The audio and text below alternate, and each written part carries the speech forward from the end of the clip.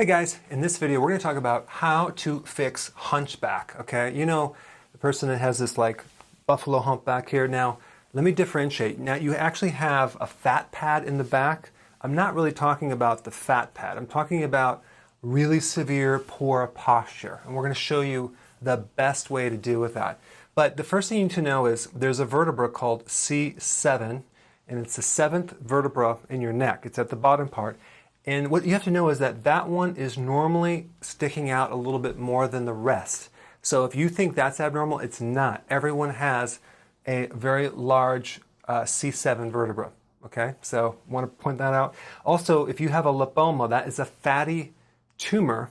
Sometimes that could be on your back, creating a little hunchback, in which case you may want to get this surgically removed because it's really difficult to get rid of that. Okay, but I'm talking about the person with really bad posture. And what happens is that when you're slouched like this, on the inside of your spine, there is a ligament and there are muscles that are too tight and they're pulling you forward.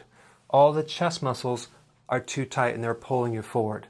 So when your parents would tell you to sit up straight, that was actually bad advice because every time you would stretch this, all you're doing is you're stretching that rubber band and it's going to come right back.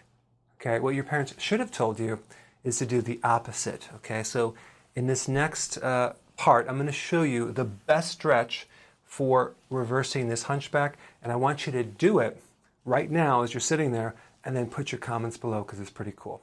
Okay, the first thing to not do is sit up tall and stretch backwards. We don't want to do that because all the tightness is on the front part of the body or the inside of the spine on the front part.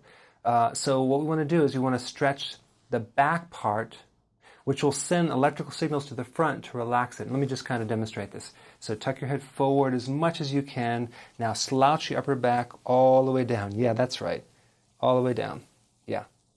This is exactly what the opposite of what your parents told you to do, right? They said, sit up tall.